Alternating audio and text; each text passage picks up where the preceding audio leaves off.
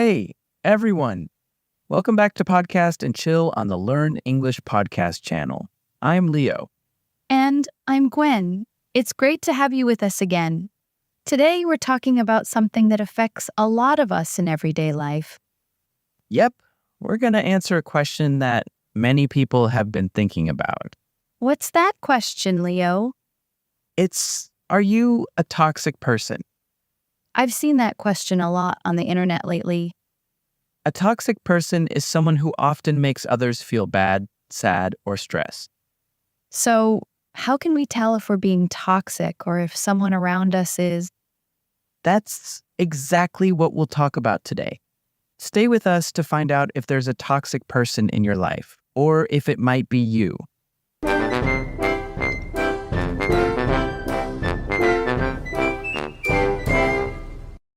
So, let's start by recognizing toxic behaviors. Gwen, what exactly are toxic behaviors? Good question, Leo. Toxic behaviors are when someone often brings negativity into situations. Can you explain more? Sure, it could mean they always talk about bad things. They might speak badly about others and don't care how others feel. Is it like when someone always finds something wrong with what you're doing, no matter how hard you try? Exactly. Or when they constantly make you feel like you're not good enough. That sounds so terrible. Another sign is if they never listen to what others have to say and just push their opinions onto everyone else. That can really bring people down. If you notice these signs in someone, or even in yourself, it might be time to think about it. Okay, now I have a really interesting question for you, Gwen. What is that, Leo? So, it can be quite easy to know if someone is being toxic, but how do we know if we are being toxic? That brings us to our next point, self-reflection. What is self-reflection? Self-reflection is all about asking yourself some simple but honest questions. What questions? You can ask yourself, do I often make others feel bad? Or do I usually complain or talk badly about people? Those are tough questions. But they're so important. It's about being honest with yourself. All right, so what if my answers are yes and yes? If you're often talking about negative things, you might need to make some changes. I would feel very bad if I knew I was a toxic person. Well, it's not about feeling bad. It's about seeing these behaviors and deciding to improve them.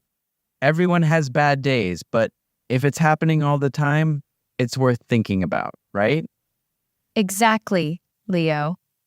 The thing is, toxic behaviors don't just affect you. They affect everyone around you, too. Please tell me more about how badly it can affect other people. You know, Leo, toxic behaviors are like a wildfire. What do you mean? Well, they spread quickly. People around a toxic person might start to feel sad, anxious, or stressed out, too. I've seen it happen. One negative comment, and suddenly everyone feels bad. Exactly. And over time, this can really hurt relationships. I bet friends might start avoiding you. And coworkers might not want to work with you. And family members might want to stay away from you and all of your negativity. That's why it's so important to be aware of how your actions affect others. So, if people seem unhappy around me, does that mean I'm a toxic person? Not necessarily, Leo. But if that happens, you should really think about how you act around people. I see. You can choose to be more positive, listen more, and be more supportive. Affect, meaning to change or influence something. Example, the weather can affect your mood. Recognizing, meaning knowing who someone is or what something is because you have seen them before. Example, she's recognizing her old school friends. Behaviors, meaning the way people act or behave. Example, his behavior in class is very polite. Complaining, meaning talking about things that are wrong or make you unhappy. Example, she is complaining about the bad service at the restaurant. Avoiding, meaning keeping away from something or someone. Example, he is avoiding crowded places. How do you know if a person is being toxic? A person is being toxic if they always bring negativity into situations, often criticize others, talk badly about people, and don't care about other people's feelings. They might also never listen to others and only push their own opinions.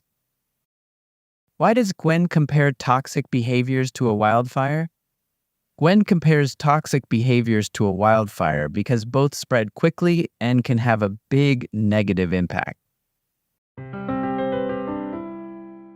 So, what exactly should we do if we find out we are being toxic? Great question, Leo. The next step is taking responsibility. Taking responsibility? If we realize that we've been negative or hurtful, we need to take responsibility for it.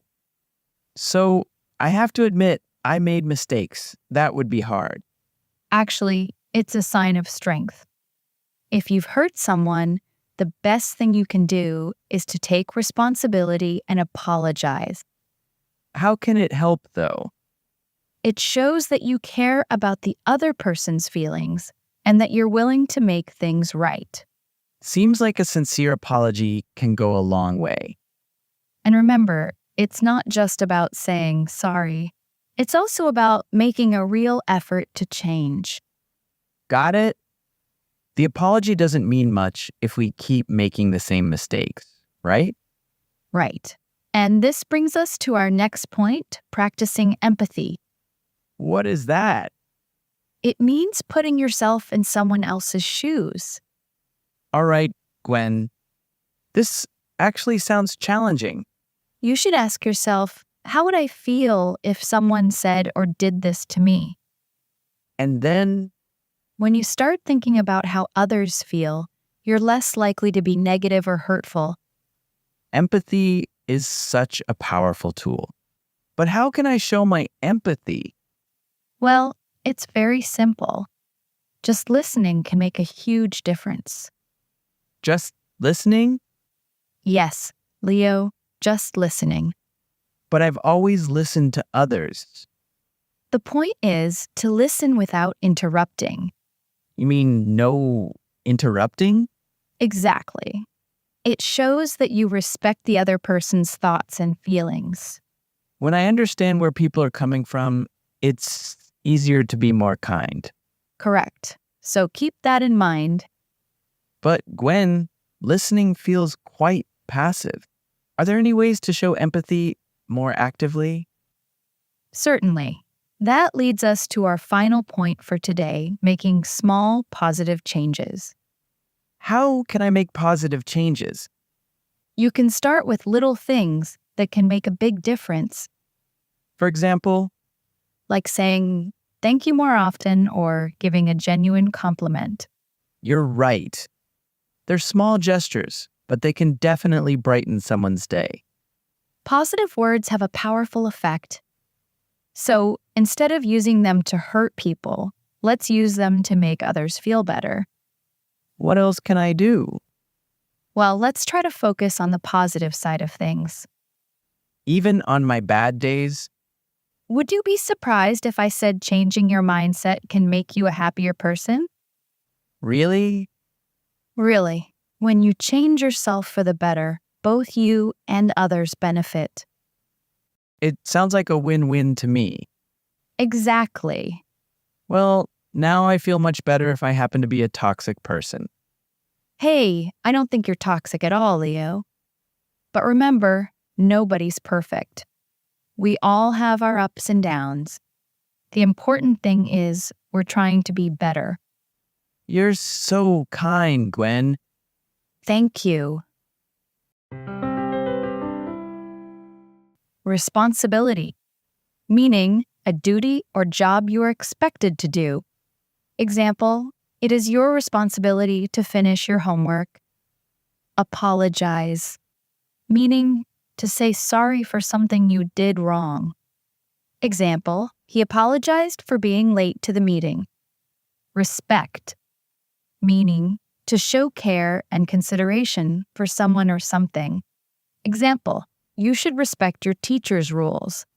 Effect, meaning a change that happens because of something else. Example, the new rules had a positive effect on the team. Benefit, meaning to gain or receive something good from something. Example, you will benefit from studying hard. And that brings us to the end of today's podcast episode. So my friends, keep these tips in mind as you go about your day. You might be surprised at how much of a difference they can make. Thanks for joining us for this important discussion, everyone. We hope you found it helpful. Don't forget to check the free PDF in the description for more useful vocabulary. We'll see you next time on Podcast and Chill. Until then, keep working on being the best version of yourself. Bye for now, and take care. Welcome back to another episode of Podcast and Chill, dear listeners. I'm your host, Leo, the guy who teaches you something while making you laugh. And I'm Gwen, your informative host, here to help you understand today's topic. Today, we have a topic that many of you might relate to. We're talking about comparison, how we compare ourselves to others, and why we should stop. Exactly. Comparing ourselves to others can make us feel bad. But don't worry, Leo and I are going to explain why comparing can be harmful. We'll also give you simple tips to help you focus on yourself. Are you ready to start this journey? Then let's get started. Have you ever thought about why people compare themselves to others, Leo? Well, people compare themselves to other people for different reasons. Some want to know how they are doing compared to others. Others feel stress from friends or society. Oh, yeah. Comparing can help them see what they are good at and what they need to improve. But it can also make them feel sad or like they are not good enough. So, comparing ourselves to others can be bad. Have you ever thought about why this can hurt us? Let me explain it to you. When we compare ourselves to others, we often feel like we're not good enough. For example, if you see someone who's more successful, smarter, or better looking, you might think, why am I not like them? This can make you feel sad and stressed. Yes, and when we focus too much on what others have achieved, we forget to work on our own progress. It's like being in a race, but you're always watching others instead of focusing on yourself. I also talk about comparison, but it's about looking back at how you've been comparing yourself over time. Exactly. Everyone's life is different. We all have our own challenges, strengths, and goals. So, comparing yourself to someone else is like comparing apples to oranges. It doesn't make sense. Here's something interesting from a study by the American Psychological Association. It showed that people who often compare themselves to others are more likely to feel anxious. That's a great point, Gwen. So, what can we do? How can we stop comparing ourselves and start feeling better about our lives? Let's talk about that next. One good way is to focus on your own progress. Even small steps are important. Gwen, how can our listeners see their progress? Well, Leo, you can look back at where you started. For example, if you're learning English, think about how much better you are now than a few months ago. Maybe before you couldn't understand English movies, but now you can understand some words. That's progress. Yes, remember, progress takes time. You can't learn English in just one day, but if you practice every day, you will get better. A good way to see your progress is to write it down. Keep a notebook. Each week, write one thing you did better. For example, this week I learned 10 new words Or I spoke English with my friends. That's a great idea. You can also make a success board. Put notes or pictures of your achievements. This will help you see your progress. Yes, even small steps are still steps forward. Even if you feel slow, you're still moving forward. Do you think social media can stop us from feeling good? Let's talk about it. Oh, yes. Social media like Instagram, Facebook, TikTok, it's everywhere. Social media can be fun, but it can also make us feel bad about ourselves. Gwen, why do you think social media makes us compare more? Well, Leo, on social media, people only show the best parts of their lives. You see nice pictures, happy moments, and big wins. But you don't see the hard times, the failures, or the problems they don't show. That's so true. It's easy to look at someone's vacation photos or a friend's new job and think, why isn't my life like that? But what you see online is not the whole story. We don't see the tough moments on Instagram or Facebook. Someone might show a picture of their new car, but they don't show the hard work they did to get it. Or someone might post a picture looking great, but they don't show the effort it took to look that way. So next time you look at social media, remember, you're only seeing the good stuff.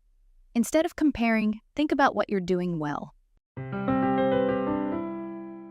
And now, we will learn some vocabulary from today's podcast episode. You can take out your notes to learn these words. Comparison. Definition. The process of comparing two or more people or things. Example. Comparing yourself to someone else is like comparing apples and oranges. Challenge. Definition. Something difficult that needs a lot of effort to do. Example. Everyone's life is different. We all have our own challenges and strengths. Achieve. Definition.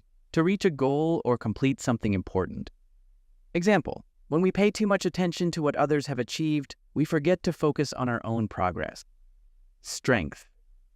Definition. Something you are good at or strong in. Example. Everyone has strengths. Some people are good at sports, others are creative. Progress. Definition. The process of improving or developing something. Example. Even small steps are important for your own progress. It's time to practice with 2 questions related to the topic of the episode. Focus on the question and answer as best you can. Please type your answer below in the comment section to discuss with others listeners. Question 1. Why is it important to focus on your own progress instead of someone else's success? Because watching your own progress helps you grow. Everyone is different, so don't compare. Question 2 is, how can you avoid comparing yourself to others when using social media? You can remind yourself that social media shows only the best parts of life, not the whole story. Just focus on your own strengths and progress, and take breaks from it if needed. Let's continue. I see a lot of people worry that they are not as good as others, and it's hard for them to think in a positive way. What do you think, Leo? Everyone has strong points, even if they're different from others. Some people are great at sports, others are creative, or maybe you're good at solving problems. It's important to recognize your own strengths and focus on developing them. If you're good at writing but not great at speaking English, don't feel bad about your speaking. Focus on getting better at writing first. That's a great example. You don't have to be good at everything. You just need to focus on what you're naturally good at and what makes you happy. Yes, and it's okay if your strengths are different from others. Maybe your friend is great at public speaking, but you're really good at organizing and planning. They are both valuable skills. When you become more confident, you can also start to get better at speaking. This will help you stop looking at others and feel good about what you can do. Have you ever thought about celebrating your own journey? A lot of us feel like we're not doing enough. It's because we only think about the final goal, like learning English, finishing school, or getting a job. But the small things you do today are as important as the big ones later. Let's see one more example. You've been practicing English for a few weeks now, but you still feel like you're not good enough. You might think, I'll never speak English fluently. But if you look at your journey, you might realize that you can understand simple sentences or say a few phrases. That's progress, and it's something to celebrate. Here's a practical tip. Every time you make even a little bit of progress, give yourself a small reward. It could be something simple like watching an episode of your favorite TV show or treating yourself to something you enjoy. You can also write things in your notebook like, I had a short talk in English today, or I learned 10 new words this week. Every step forward counts, no matter how small. Now, let's talk about how to appreciate other people's success without comparing yourself to them. Think about when you have a friend who is really good at speaking English. Instead of comparing yourself to them and feeling sad, you can think, wow, they worked hard to get there. Maybe I can ask them for some tips on how to improve my speaking skills. That's a great mindset. Someone else's success doesn't mean you're not successful too. We're all on different paths, and we can all succeed in our own ways. Moreover, everyone moves at their own speed. It's okay if you take longer to reach your goals than your friend. Other people's successes don't take away from yours. There's enough success for everyone. Supporting others can also make you feel good and motivated. It's a win-win. Now, let's talk about something that can really help us feel better. It's accepting yourself. When you practice it, you can recognize that you are enough just as you are. You don't need to be perfect or like someone else to be valuable. A great way to practice it is through taking a few moments each day to focus on your breathing.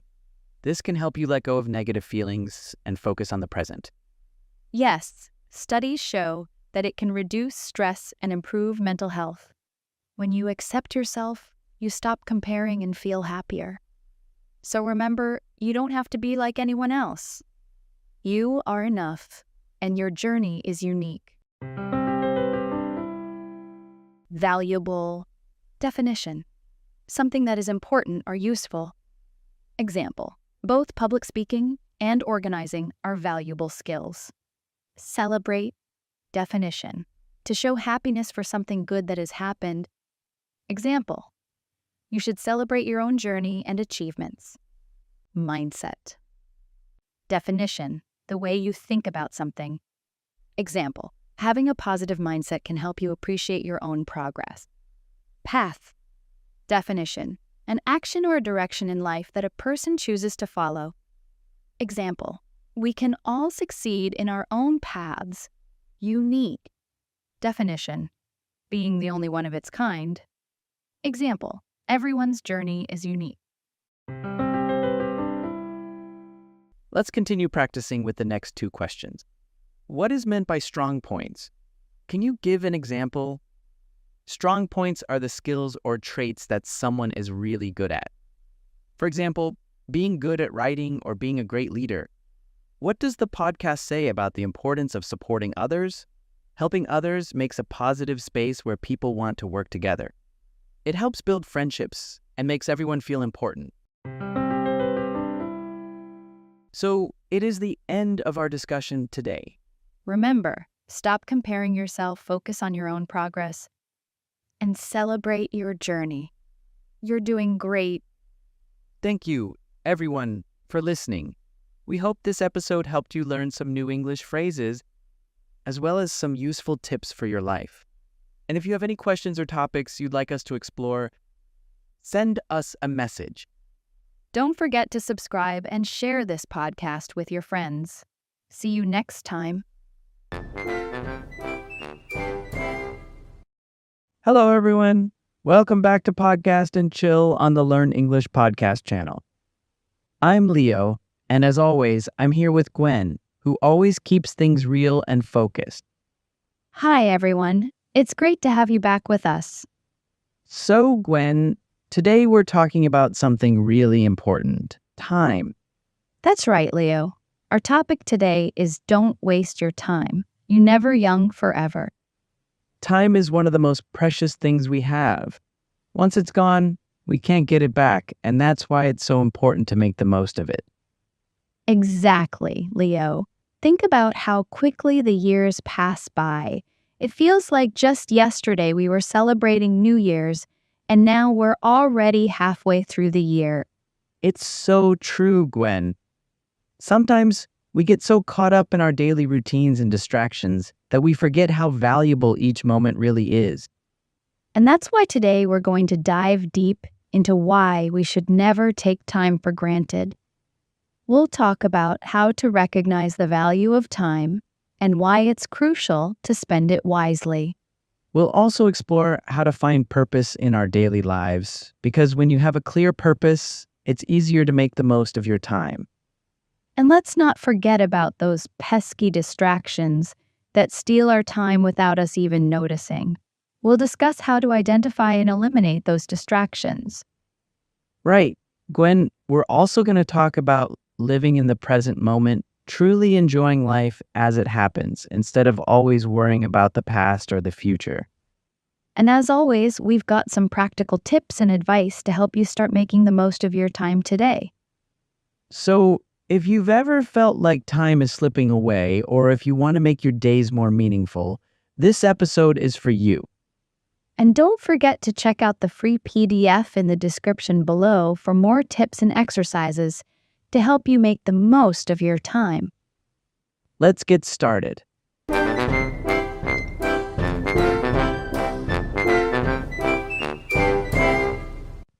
All right, Gwen, let's dive into today's topic.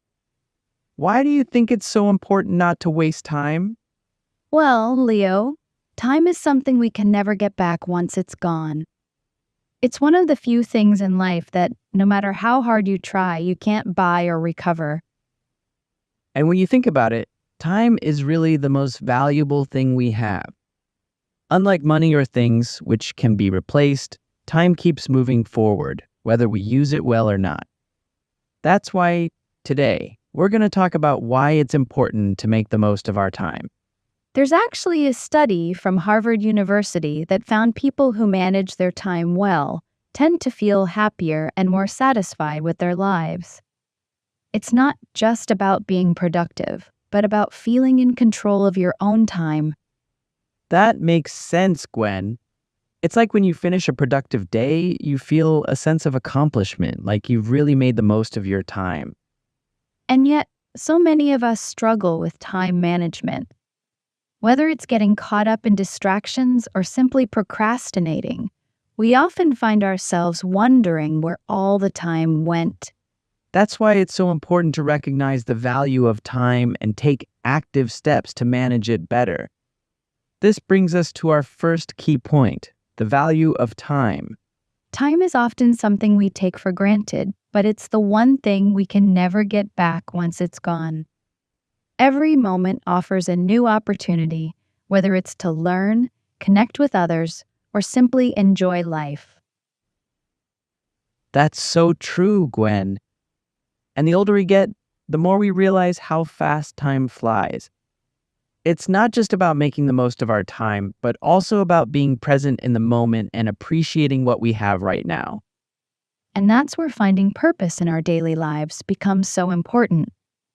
When you have a clear sense of purpose, it's much easier to prioritize your time and focus on what really matters.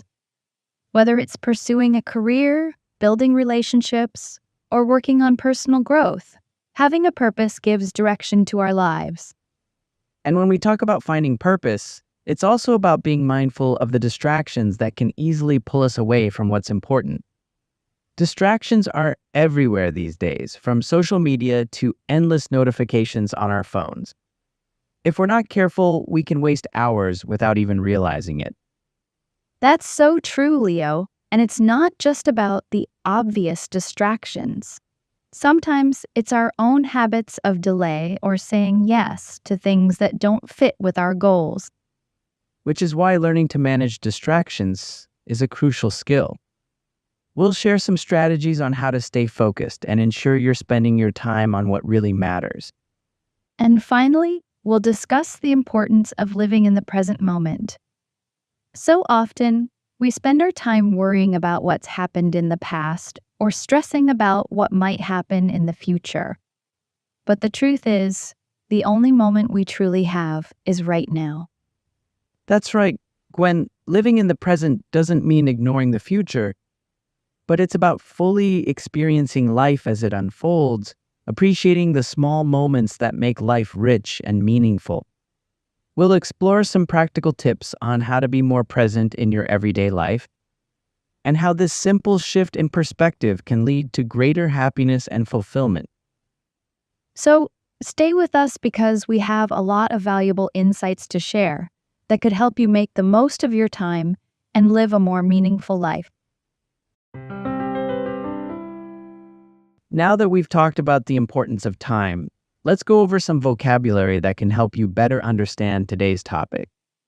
That's right, Leo. Let's start with the word prioritize. Prioritized, meaning to decide what is most important and do that first. Example, it's important to prioritize your tasks to manage your time better. Productivity, meaning the ability to get a lot of work done in a certain amount of time. Example, her productivity increases when she avoids distractions. Distraction, meaning something that takes your attention away from what you should be doing. Example, social media can be a big distraction when you need to focus. Schedule, meaning a plan that shows when activities will happen. Example, keeping a daily schedule helps you manage your time. Balance, meaning a situation where different things are equal or in the correct proportions. Example, it's important to find a balance between work and relaxation. Great job, Gwen. Now, let's put these words into practice with a couple of questions for our listeners. First question, how do you prioritize your tasks each day? I usually start by making a list of everything I need to do. Then, I decide which tasks are the most important and need to be done first. For example, if I have a project due tomorrow, I will work on that before anything else. And the second question is, what distractions do you think are the biggest obstacles to managing your time? For me, social media is a big distraction. I find myself checking my phone often, and it can really take up a lot of my time. To avoid this, I try to set specific times to check my phone so that I can stay focused on my work. That's a great strategy, Leo. We'd love to hear your thoughts, so please share them in the comments below. And don't forget, you can always come back to this episode and the free PDF for more practice and tips. So how to make sure you're using your time in the best way possible, Gwen? It all starts with setting meaningful goals.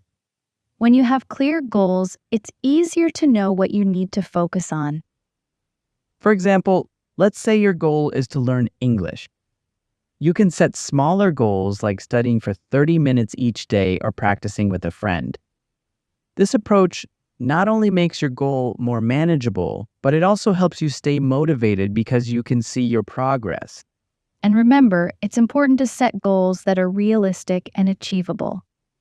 That's true, Gwen. In fact, a study by the American Psychological Association found that people who set achievable goals are more likely to stick to them and feel more satisfied with their progress. It's easy to get discouraged if you set goals that are too big or too hard. So start small and build your way up. Every little step counts. And speaking of progress, the next thing we want to talk about is embracing growth and learning. Learning doesn't stop when you leave school. It's something you can do your whole life. You're right, Gwen. You can always find new things to learn, whether it's a new skill, a hobby, or even just reading a book. And there's plenty of evidence to show that continuous learning is linked to better mental health and well-being. For instance, a study published in the Journal of Adult Development found that adults who engage in lifelong learning activities are more likely to have higher cognitive functioning and overall life satisfaction. And the best part is, learning new things helps you grow as a person. It can also help you stay motivated and excited about life. That's right. And speaking of staying motivated, another important thing is to cherish your relationships. Relationships with family, friends, and loved ones are some of the most important things in life. Yes, Leo, spending time with the people you care about can bring a lot of joy and meaning to your life. And research supports this too. A study by Harvard University, known as the Harvard Study of Adult Development, has shown that strong relationships are key to happiness and even to physical health.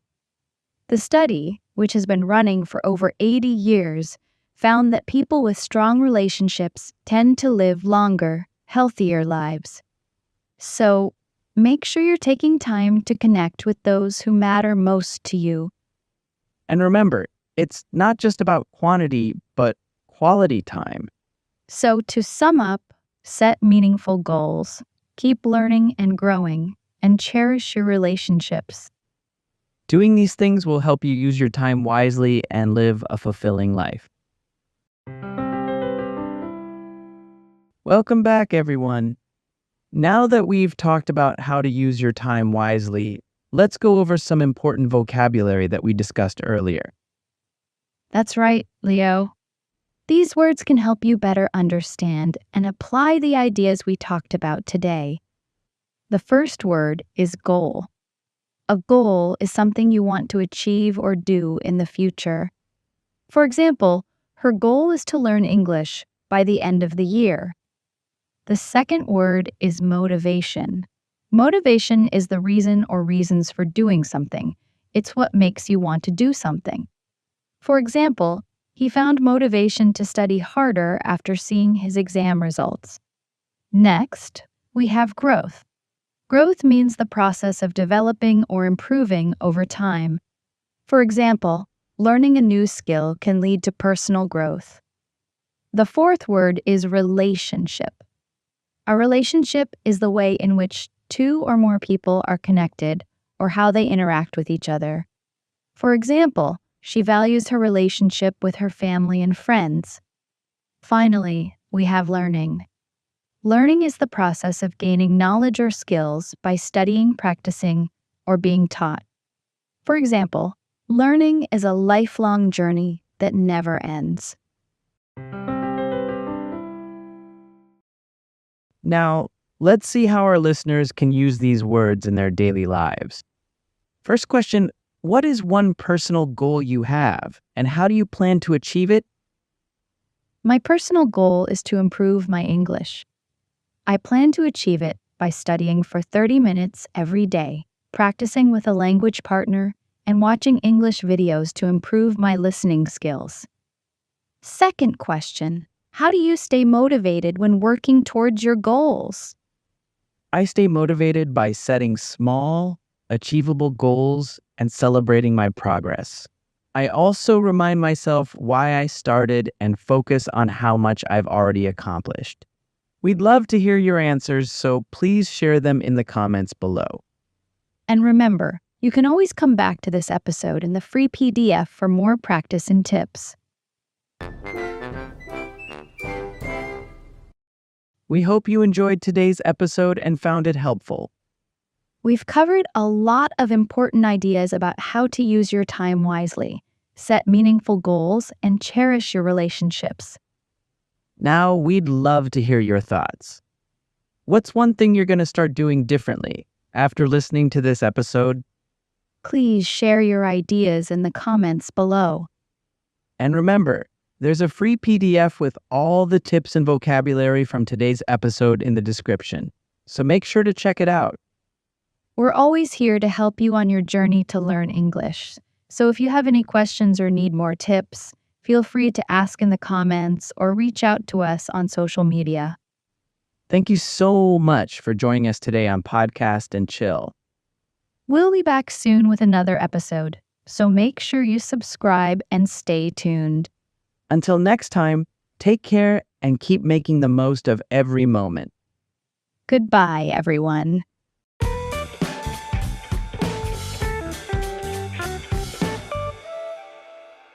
Hello and welcome back to our beloved listeners. This is the 8-Minute English Podcast series on the Learn English Podcast channel.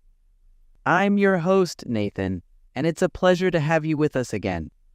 How long do you think your studies will last? Are you someone who thinks learning has an end, or do you think learning is a lifelong thing? There are many opinions surrounding this. Everyone has their own point of view. Today, we're diving into a topic that many of you might relate to. I'm too old to learn something new? We have a special conversation between Emily, a 25-year-old English teacher, and her 50-year-old aunt, Gloria. They will be discussing the topic of whether it's too late to learn something new. Also, we've prepared a special free PDF for this episode, full of useful tips and vocabulary to help enhance your learning. Make sure to check it out. Now, grab your favorite beverage, settle in, and start another thrilling English learning adventure. Let's dive in.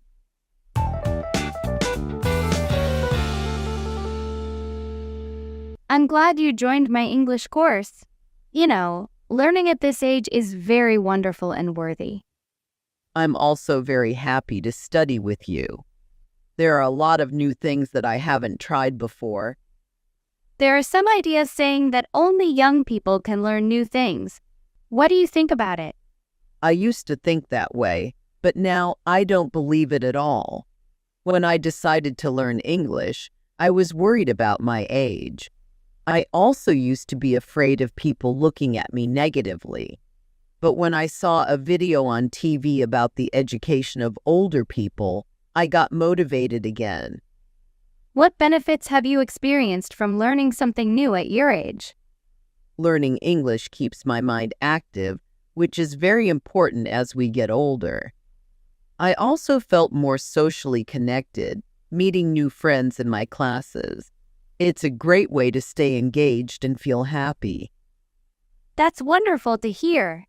Keeping the mind active is important, and the social connections are a big bonus too. Many older adults still feel scared or doubt their abilities when starting something new. How did you overcome those feelings? I realized everyone starts somewhere. Setting small, achievable goals has helped, and your support has made a big difference. Celebrating each small success keeps me motivated. Do you know any success stories of people who started learning something new later in life? Yes, my friend Jane started learning to play the piano at 55. Now she even performs at local events. It's very inspiring. That's amazing. There are also many famous examples, like Julia Child, who started cooking in her late 30s and became a famous chef in her 50s. It shows that it's never too late to start something new. So in addition to classwork, what tools and resources did you find most helpful while learning English? I used online platforms like Duolingo and Babbel. They're user-friendly and great for daily practice. I also asked my son to teach me some difficult phrases. That's wonderful. We can learn from many different sources, not only from books, but also from our families. When I was a child, I also learned English mainly from my father.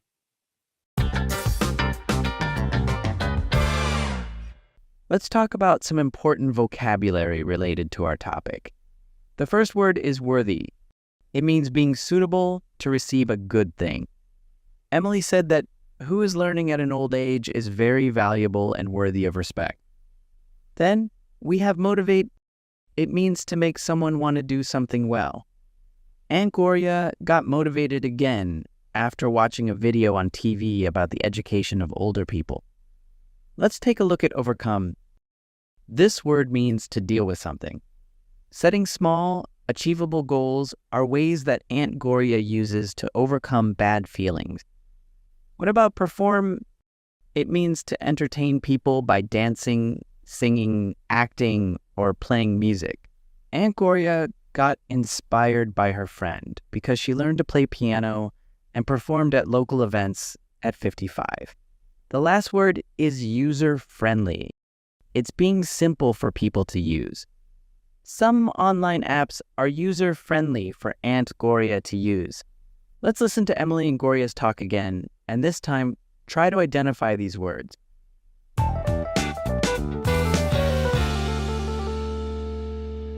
I'm glad you joined my English course. You know, learning at this age is very wonderful and worthy. I'm also very happy to study with you. There are a lot of new things that I haven't tried before. There are some ideas saying that only young people can learn new things. What do you think about it? I used to think that way, but now I don't believe it at all. When I decided to learn English, I was worried about my age. I also used to be afraid of people looking at me negatively. But when I saw a video on TV about the education of older people, I got motivated again. What benefits have you experienced from learning something new at your age?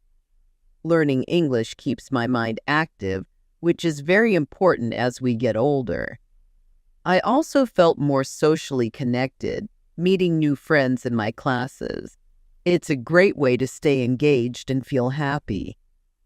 That's wonderful to hear.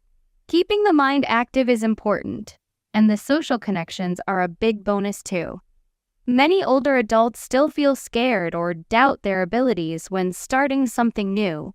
How did you overcome those feelings? I realized everyone starts somewhere. Setting small, achievable goals has helped, and your support has made a big difference.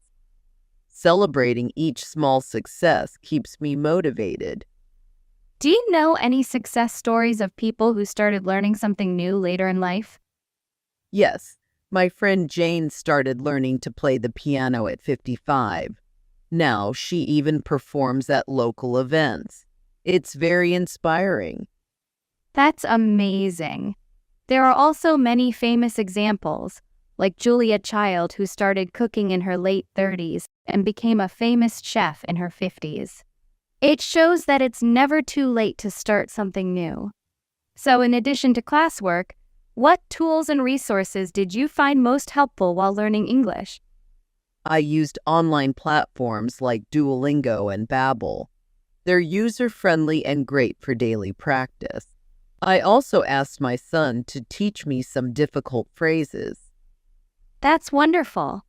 We can learn from many different sources, not only from books, but also from our families. When I was a child, I also learned English mainly from my father. After listening again, let's delve into two important questions about our topic. Let's look at the first question. What benefits can learning something new later in life bring? Learning new things later in life makes you feel good, helps prevent health problems, and helps you make friends. It also makes you feel proud. Here's the second question. How can learning new things impact social connections? For me, learning new things helps you make friends by giving you chances to meet people, join classes or groups, and do activities with others who share your interests. Let's share your opinions on these questions. Please leave your comments below and let's discuss.